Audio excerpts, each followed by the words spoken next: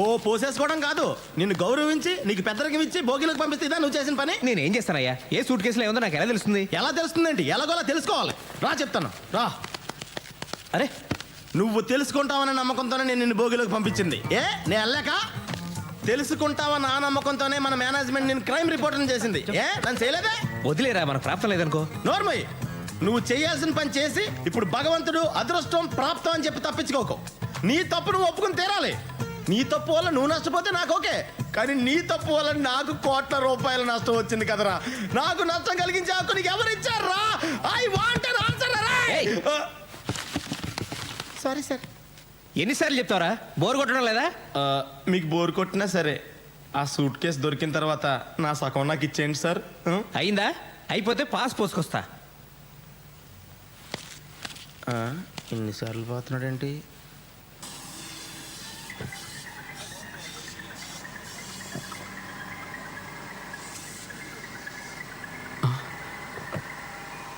కొత్త బేరం వచ్చినట్టుంది.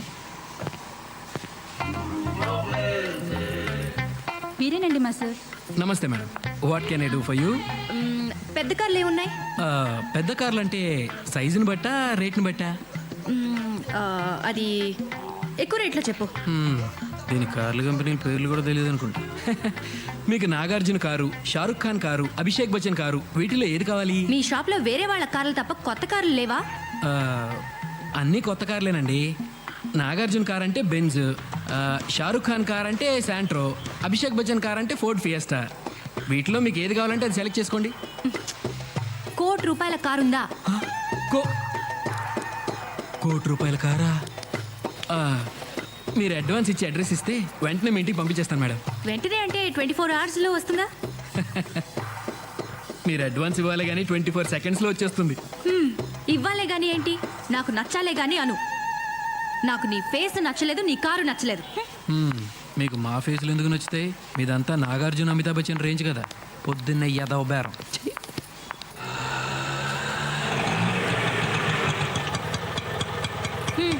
అరే చిల్లర లేదా? ఉంచుకో.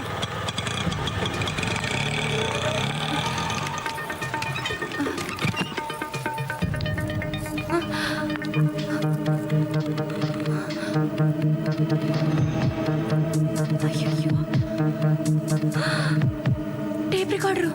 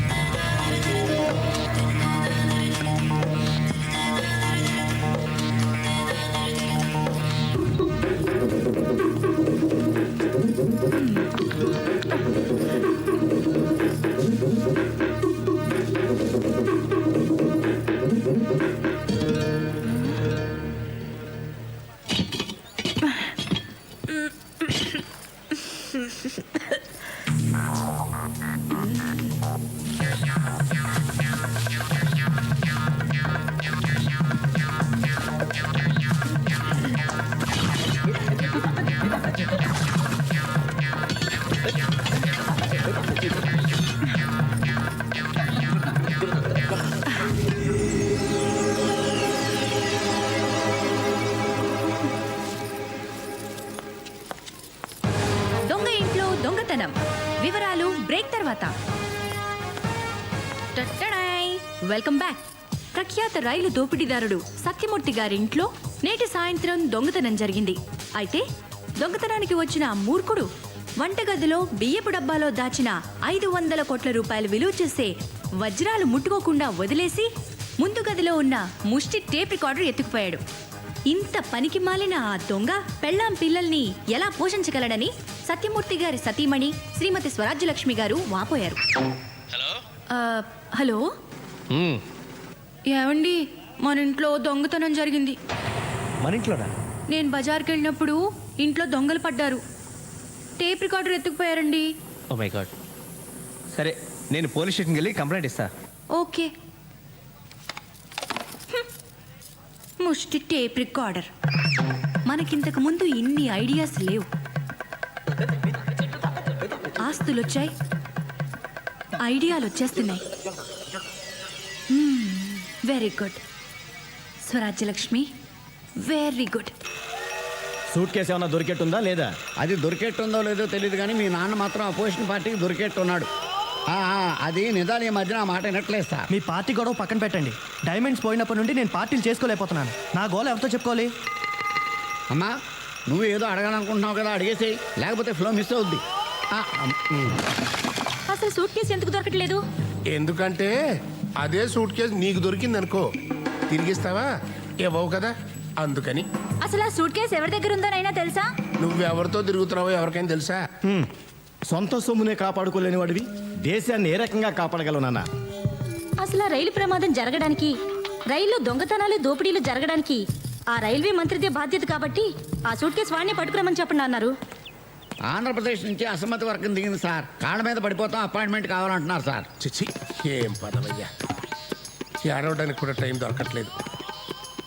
సరే రమ్మను. Okay sir.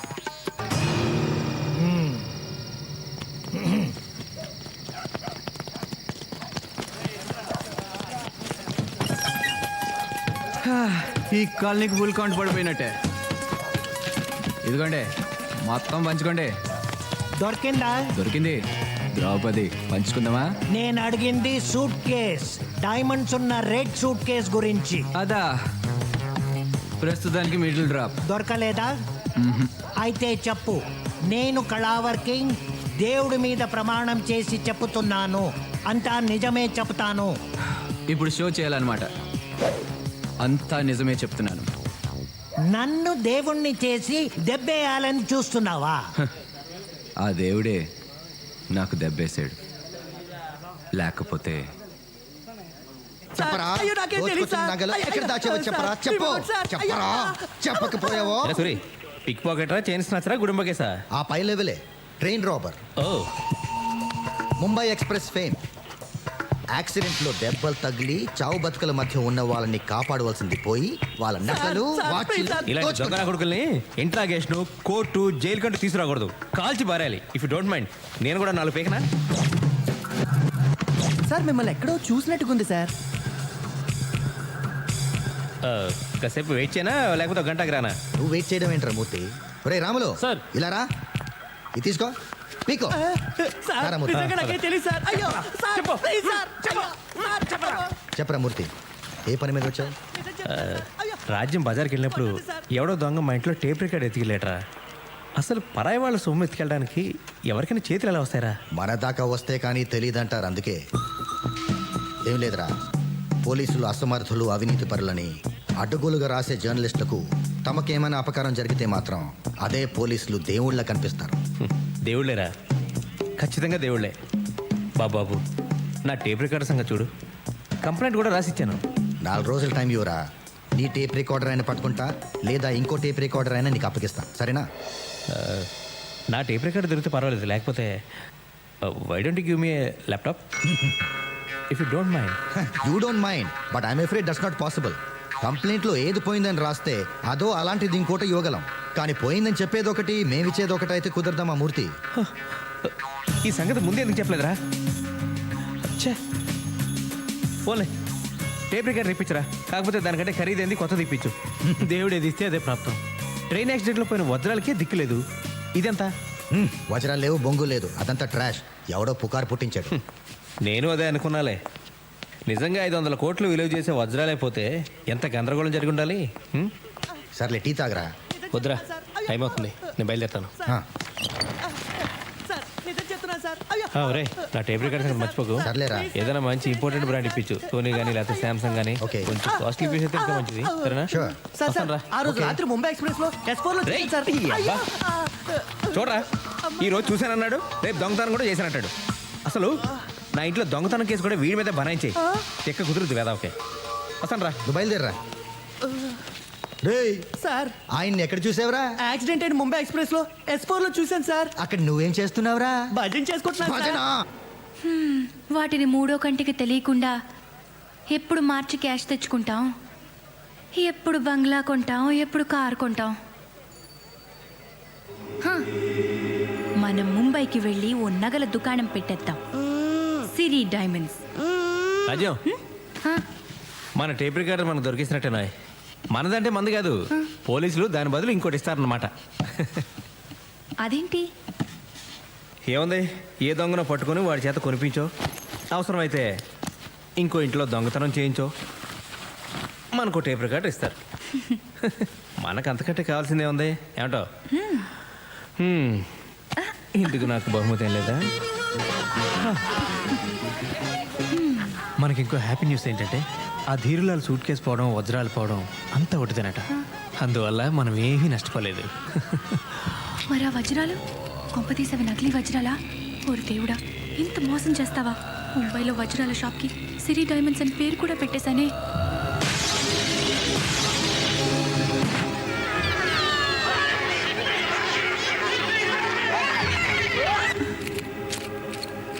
ఆంధ్రప్రదేశ్కు చెందిన అసమ్మతి వర్గం ప్రధానమంత్రిని కలిసి ముచ్చటించారు.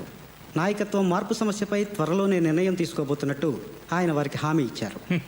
ఈ ఏడాది సాహిత్య అకాడమీ ప్రతిపక్ష పార్టీల పాలన ఉన్న రాష్ట్రాల సీఎంల దర్జా మనకు రాదయ్యా. సార్ ఆ ధీరులాల్ది ఇంగ్లీష్ పేపర్ రిపోర్టర్ది మ్యాటర్ సెటిల్ చేశాను సార్. Well done. పాప మా ఆంధ్ర సీఎం వెయిట్ చేస్తున్నాడు సార్. రమ్మను. Okay sir. సార్ సార్ మిమ్మల్ని రమ్మంటున్నారు.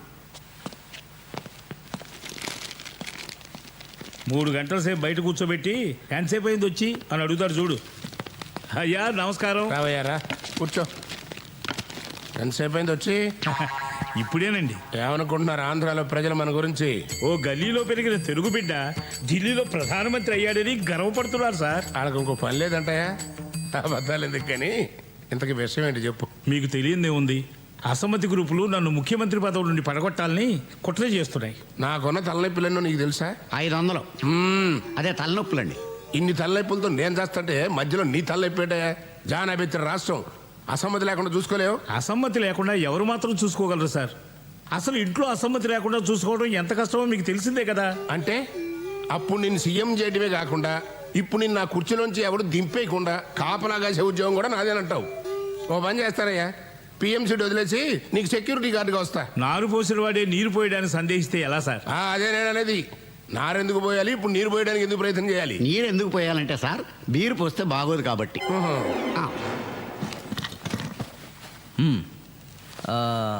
నేను లేకపోతే మీరు చెప్పేది దీనికి అర్థం అవ్వదు. చెప్పండి. రాజకీయం సంగతి అలా ఉంచండి. తమ నీడలో బతుకుతున్నాను. పోయిన ఆ సూట్ కేసు తమరు నాకు అమ్మేయాలి. ఎలా తెలుసు, ఎందుకు తెలుసు అని మాత్రం అడగండి. ఎలాగైనా సూట్ కేసుని వెతికించి తమ గురుదక్షిణగా సమర్పించుకుంటాను. ఒకవేళ దొరకకపోతే? ఏమండి, మీరు ఆయనకి 3 ఏళ్ళు ఆయుష్ పోస్తే 500 కోట్ల రూపాయలతో సూట్ కేసు తయారు చేసి పౌల్లో పట్టుకొచ్చి మీకు ఇస్తారు. ఏమండి ఓంకారేశ్వరరావు గారు? చెత్తం పదవి ఉంటే పూలేం కర్మ, పూల విమానంలోనే పంపించుకుంటాను. ఇంకా నయం ట్రైన్ అన్నారు కాదు. మరే సరేనయ్యా, ఇక నుంచి మన ఇద్దరం పార్ట్నర్స్. నేను ఢిల్లీలో పిఎం గా ఉన్నంత కాలం నువ్వు ఆంధ్రాకి సీఎం ఖాయం. నేను మీ దగ్గర పిఎం ఖాయం, అదే పర్సనల్ మేనేజర్. స్వామి, ఆ సూట్ కేసు గురించి పిఎం గారు చాలా డిస్టర్బ్డ్గా ఉన్నారు. అది ఎంత తొందరగా దొరికితే దేశానికి అంత క్షేమం. అంతా భైరవుడి దయ. 48 గంటల పాటు అఖండ పూజ చెయ్యాలి. దానికి 2 కోట్లు ఖర్చు అవుతుంది. 2 కోట్ల? చాలా తక్కువ కదా, అయితే ఇంకోటి కలుపుకో. ఏకకాలంలో 108 ప్రదేశాల్లో పూజ చేయాలి. కనీసం 3 ఆ భైరవుడికి బలివ్వాలి. ఎక్కడ ట్రైన్ యాక్సిడెంట్ జరిగిందో అక్కడే బలివ్వాలి. నరబలంటే హత్యలు చేయటమా స్వామి? భైరవ నీవు గంతో కాల్చి ఎన్కౌంటర్ అంటావు కదా, అలాగే భైరవుడికి ఇచ్చేదాన్ని హత్య అనకూడదు నాయనా, ప్రేమతో బలి అనాలి. ఓకే? అయినా 500 కోట్ల రూపాయల వజ్రాలు తిరిగి దక్కాలంటే మేం చెప్పిందల్లా చెయ్యాలి. అధిక ప్రసంగం మాకు ఇష్టం ఉండదు. కోపడకండి స్వామి, అన్నీ మీరు చెప్పినట్టే చేస్తాం. మామూలు బలిలేం కర్మ, కన్ని పిల్లల 3 బలి ఇవ్వమన్నా ఇస్తాం. ఇంతకీ ఎవరిని బలిమ్మంటారు? దొంగలైనా పర్వాలేదా, నక్సలైట్ అయినా పర్వాలేదా, పోనీ పౌర హక్కుల సంఘం వాళ్ళైనా పర్వాలేదా? పోలీసులైనా పర్వాలేదయ్యా, ₹1 అడ్వాన్స్ పంపండి. రేపు ఉదయమే పూజ మొదలు పెడతా. ఎల్లుండి రాత్రికల్లా మనుషుల్ని సిద్ధం చేసుకోండి.